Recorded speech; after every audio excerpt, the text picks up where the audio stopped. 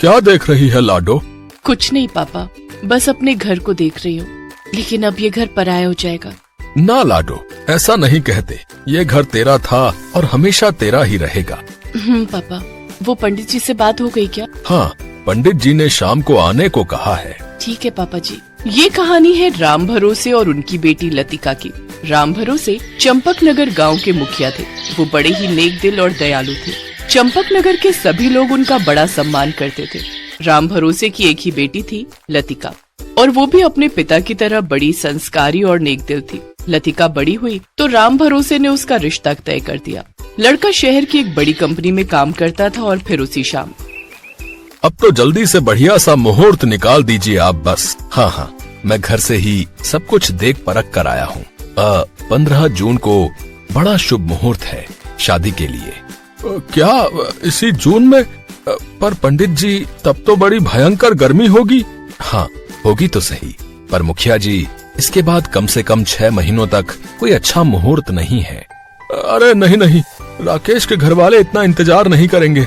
Engineer लड़का है, देखने में भी सुंदर है, तो कौन इतना इंतजार करेगा। ठीक है पंडित जी, हम 15 जून को ही शादी करवाएंगे। ठीक है मुखिया जी, फिर मैं चलता हूँ। अरे ऐसे कैसे? बेटी लतिका, पंडित जी ने शादी की तारीख निकाल दी है। बिना दक्षिणा दिए और मुंह मीठा कराए पंडित जी को जाने मत देना। राम भरोसे की बात पर लतिका और पंडित जी हंस दिए। शादी की तारीख तो तय हो गई थी, लेकिन समस्या ये थी कि शादी के लिए जो तारीख तय हुई थी वो भयंकर गर्मी के बीच आ रही थी। राम भरोसे को अब चिंता सताने लगी कि इतनी दूर शहर से आने वाले बारातियों की आओ भगत वो कैसे करेगा, और सबसे बड़ी चुनौती तो गर्मी से सबको बचाने की थी। राम भरोसे इसी चिंता में बैठे थे कि तभी लतिका उनके पास आई। पापा, आप तैयार नहीं हुए? आपको तो पंचायत में जाना है ना? हाँ, अच्छा याद दिलाया लाडो। अभी जाता हूँ मैं। राम भरोसे ने अपनी पगड़ी ठीक की और पंचायत की तरफ निकल पड़े। पंचायत में जरूरी काम निपटाने के बाद राम भरोसे वहीं उदास बैठे थे। तभी एक पंच ने उनसे पूछा, अरे क्या हो गया मुखिया जी, कुछ चिंतित लग रहे हो? हाँ पंच जी, लतिका की शादी की तारीख तय हो गई है, 15 जून, यानी भरी गर्मी में। अब समझ में नहीं आ रहा कि इतनी गर्मी में सब कैसे होगा। कैसे लड़के वालों को फोन करूं, क्या कहूं उनसे, कुछ समझ नहीं आ रहा। अरे आप इतना घबरा क्यों रहे हैं? आप अभी फोन लगाइए। अरे जरा देखिए तो कि वो क्या कहते हैं। राम भरोसे ने फिर तुरंत राकेश के पिता को फोन लगाया, लेकिन भरी गर्मी में शादी की तारीख सुनकर राकेश के पिता उखड़ गए। अरे भाई साहब, आप बिल्कुल चिंता मत कीजिए, हम कुछ न कुछ इंतजाम कर ही लेंगे। मुखिया जी, कुछ न कुछ काम से नहीं चलेगा। इकलौता इंजीनियर बेटा है हमारा, दूर दूर से रिश्तेदार आएंगे हमारी शादी में। हमें तो बढ़िया इंतजाम चाहिए, किसी बाराती को रत्ती भर भी दिक्कत नहीं होनी चाहिए। अब आप देख लीजिए, अगर आपके बस में है तो बता दीजिए, वरना अब। अरे कैसी बातें कर रहे हैं आप? लतिका भी तो इकलौती बिटिया है हमारी। आप चिंता मत कीजिए, आपको शिकायत का कोई मौका नहीं देंगे हम। लतिका के होने वाले ससुर जी से राम भरोसे ने वादा तो कर दिया था, लेकिन इस वादे को कैसे निभाया जाए, ये सवाल अब भी बना हुआ था। और फिर एक दिन जब राम भरोसे पंचायत में बैठे थे, तभी उनके पास गांव का एक लड़का वहां आया। उसका नाम पवन था, लेकिन सब उसे पगला कहते थे, क्योंकि वो बहुत ही भोला और बड़ा बातूनी था। पवन गांव में चाय बेचता था। उस दिन भी वो चाय लेकर ही पंचायत में आया था। प्रणाम मुखिया जी। क्या बात है मुखिया जी, ऐसे माथे पर हाथ रख के क्यों बैठे हो? कोई परेशानी है क्या? ओए पगले, चुपचाप चाय दे और चलता बन, समझा? अरे ऐसा मत कहिए पंच जी, वो भी अपने ही गांव का है। हाँ मुखिया जी, पर है तो पगला। पंच जी, मैं भोला जरूर हूँ, पर पगला नहीं हूँ। बहुत दिमाग है मेरे पास। अच्छा, तो चल साबित कर। मुखिया जी इसलिए परेशान है क्योंकि इनकी बेटी की शादी तय हो गई है, समझे? और वो भी 15 जून की भरी गर्मी में, समझे? और उससे भी बड़ी बात ये कि शहर से आएगी लतिका बिटिया की बारात, समझे? अब बताओ ऐसा क्या करें कि बारातियों को जो है रत्ती भर भी गर्मी ना लगे। भाई बता, है कोई तरीका तेरे तेज दिमाग में है? मसला तो गंभीर है। लो, इसे ये बात भी अब समझ में आई है। चल चल भाई चल, अब भाग यहाँ से। अभी तो जा रहा हूँ मुखिया जी, पर आप चिंता मत करना, मैं कुछ न कुछ सोचकर आपको बताऊंगा जरूर। लतिका दीदी की शादी में हर बाराती खुश होकर वापस जाएगा। अच्छा, अगर तूने ऐसा कर दिया ना तो तुझे मैं अपनी जगह पंच बना दूंगा। चल, ये भी मेरा वादा रहा। इतना कहकर वो पंच पवन के ऊपर हंसने लगा और उसके जाने के बाद पंच ने मुखिया से कहा, पगला कहीं का है मुखिया जी, वैसे हम पूरे पंडाल में एसी लगवा दें क्या? गांव में इतनी बिजली कहाँ आती है और कहाँ कहाँ ऐसी लगवाएंगे पंच जी, पंडाल तो खुले में ही लगेगा ना। तो बहुत ऊंचा और बड़ा पंडाल लगवा लेते हैं। उससे कुछ धूप तो रुकेगी, पर उमस उसका क्या करेंगे? सारे आइडिया फेल हो गए थे और यही सब सोचते सोचते शादी की तारीख भी नजदीक आ गई। शादी से ठीक एक दिन पहले पवन राम भरोसे के घर आया। मुखिया जी, आप तुरंत चलो मेरे साथ। क्या हो गया पवन? मैंने आपकी परेशानी दूर कर दी है, मेरे साथ चलिए फौरन, आपको दिखाता हूँ कैसे। पवन राम भरोसे को एक खेत की तरफ ले गया। राम भरोसे ने देखा कि पवन ने उस खेत में पेड़ों की ठंडी छाया में एक बड़ा सा गड्ढा कर रखा था। ये क्या है पवन? गर्मी में शादी का तोड़ मुखिया जी, इसे शाम तक बढ़िया स्विमिंग पूल बना दूंगा मैं। मुखिया जी आप देखना, बाराती आएंगे और खूब मौज करेंगे यहाँ।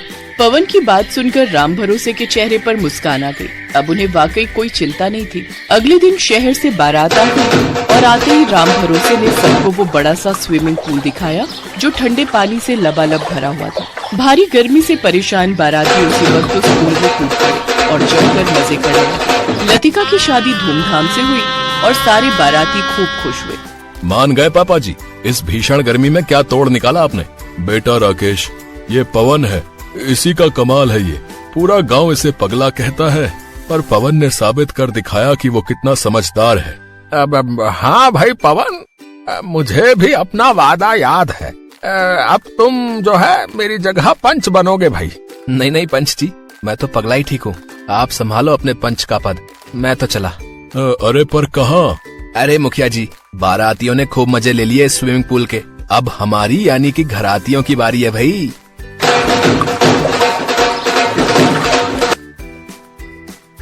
रूपा अपने पति नामदेव और बेटी संध्या के साथ अजमेर में रहती थी।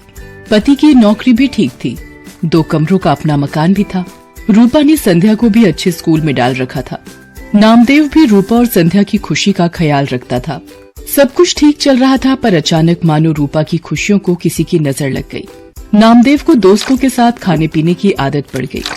वो अक्सर पार्टी करने के बहाने दोस्तों में शराब पर पैसा बहाने लगा।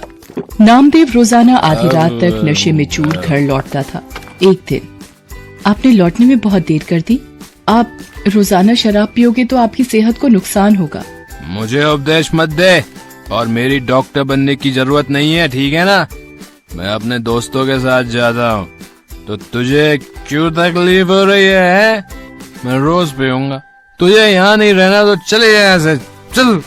नामदेव की ये गंदी आदत बढ़ती जा रही थी। हर समय नशे में रहने की वजह से वो दिन में सोता रहता था, इसलिए उसे नौकरी से भी निकाल दिया गया। धीरे धीरे नामदेव ने अपना सब कुछ बेच दिया, यहाँ तक कि घर भी। अब वो रूपा और संध्या को लेकर एक किराए के घर में रहने लगा। रूपा परेशान रहने लगी। एक दिन, अरे ये संध्या के स्कूल से फीस का नोटिस, अब मैं क्या करूं? कहाँ से फीस के पैसे लाऊं? माँ, भूख लगी है, कुछ खाने के लिए है तो दे दो। रुक, मैं सब्जी वाले की दुकान से आलू लाकर तुझे रोटी बनाकर देती हूँ। हाँ माँ, तुम्हारे हाथ का आलू का पराठा तो बहुत स्वादिष्ट होता है। संध्या आलू लेने बाजार चली जाती है। रास्ते में वो सोचती जा रही थी कि ऐसा क्या करे कि संध्या की फीस भर सके। तभी उसकी सहेली का फोन आ जाता है। वो दूसरे शहर में रहती है। सहेली के बार बार पूछने पर रूपा उसे अपनी सारी परेशानी बताती है। अलका, बस यही सोच रही हूँ कि अभी संध्या की फीस भरनी है, घर का खर्चा, सब कैसे होगा? अरे तू घबरा मत, सब ठीक हो जाएगा। अभी इस वक्त तू कहाँ है? संध्या को मेरे हाथ के आलू के पराठे बहुत पसंद है, आलू लेने जा रही थी। आलू के पराठों से याद आया, तू तो राजमा चावल कितने टेस्टी बनाती थी, याद है? सब उंगलियां चाटते रह जाते थे। तू राजमा चावल बनाकर क्यों नहीं बेचती? इससे तेरी कमाई भी हो जाएगी, जिससे तू थोड़ा बहुत परिवार का खर्च उठा पाएगी। सहेली की बात रूपा के दिल में घर कर गई। उसे एक उम्मीद दिखाई दी, पर शुरुआत कैसे करे उसे अब यही सोचना था। अगले दिन उसने राजमा और चावल बनाए और पतीले में लेकर घर के पास सड़क के किनारे बैठ गई।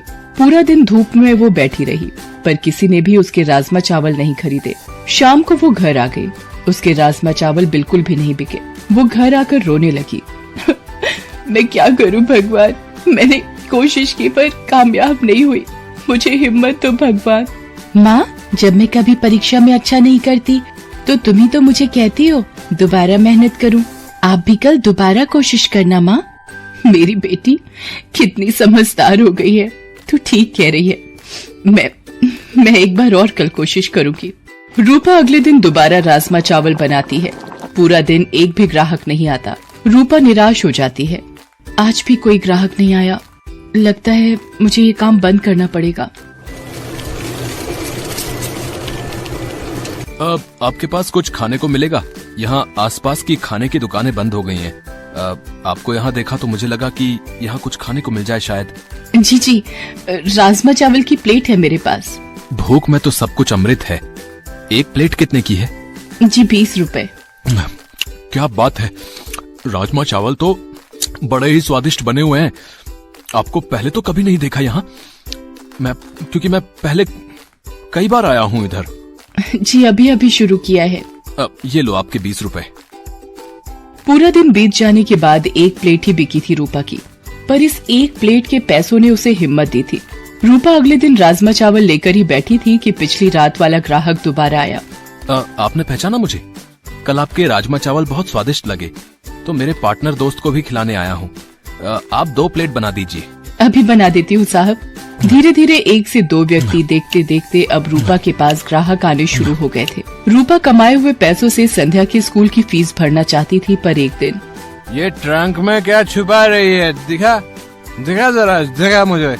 ये रुपए मैंने संध्या के स्कूल की फीस के लिए जोड़ कर रखे हैं, ये मत ले जाओ। देख मेरे दोस्त मेरा इंतजार कर रहे हैं। ये रुपए दे मुझे, दे इधर दे।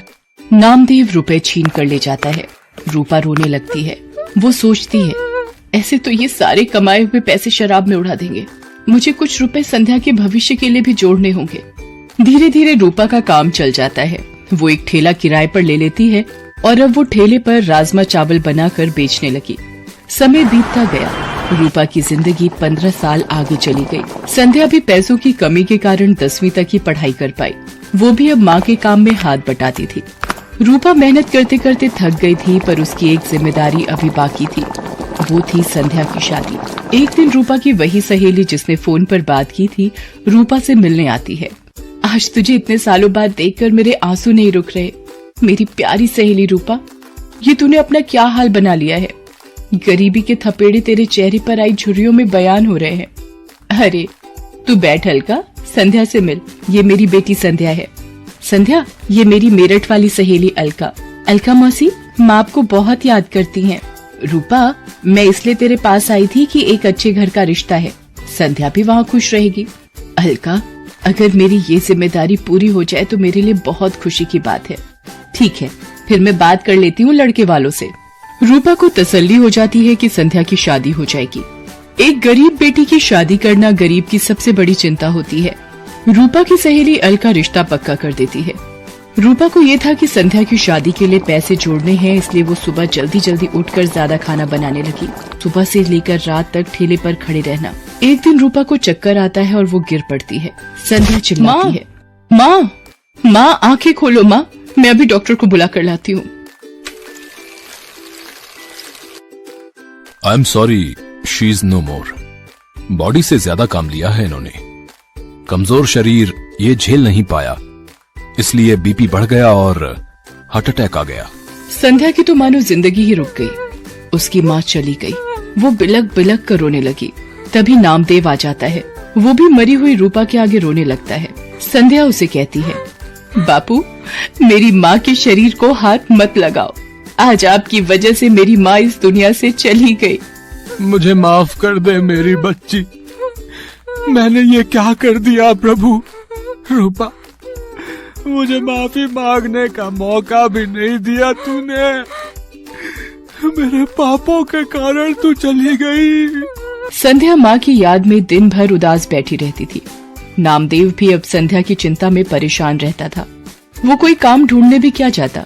सब उसकी पुरानी बुरी आदतों को जानते थे, इसलिए काम नहीं देते थे। एक दिन अलका रूपा से मिलने आती है और उसके मरने की खबर सुनकर वो भी बहुत दुखी होती है। वो नामदेव को संध्या के रिश्ते की बात बताती है। देखिए नामदेव जी, अब मेरी सहेली रूपा तो नहीं रही, पर संध्या की शादी की जिम्मेदारी अब आपको निभानी है। लड़के वाले जल्दी ही शादी करना चाहते हैं। आप सोचकर जवाब दे देना। अलका के जाने के बाद नामदेव सोच में पड़ जाता है कि उसके पास तो एक पाई तक नहीं जो वो संध्या की शादी कर सके। वो रूपा को याद करके रोने लगता है। तभी एक आदमी आता है। जी नमस्ते, मेरा नाम मोहन है। रूपा जी के बारे में पता चला, सुनकर बहुत दुख हुआ। आपको कुछ काम था रूपा से? जी एक दिन मैं रूपा जी के ठेले पर राजमा चावल खाने आया था, तभी उनसे बात हुई। मैं जरूरतमंद लोगों के लिए एक बैंक योजना चलाता हूँ। रूपा जी भी मेरे पास रुपए जमा करवाती थी। वो जब भी पैसे जमा करने आती तो यही कहती थी कि मेरी बेटी संध्या की शादी में काम आएंगे। आज वही रुपए मैं देने आया हूँ। पिछले दिनों उन्होंने मुझे फोन किया था कि बेटी की शादी के लिए जरूरत है तो मैं उन्हें दे दूं। ये लीजिए, ब्याज मिलाकर 3.5 लाख रुपए उनके बैंक में जुड़े हुए हैं। आज उन्हें देने आया था। रूपा, तुम अपनी जिम्मेदारी निभाना नहीं भूली। जाते जाते भी अपनी बेटी की शादी की जिम्मेदारी निभा गई। संध्या बेटी, देखो तुम्हारी माँ की तरफ से शादी का तोहफा ये अंकल जी लाए हैं। संध्या भी ये सब देखकर रोने लगती है। उन रुपयों को नामदेव संध्या की शादी में लगा देता है और संध्या को ढेर सारा आशीर्वाद देकर विदा कर देता है।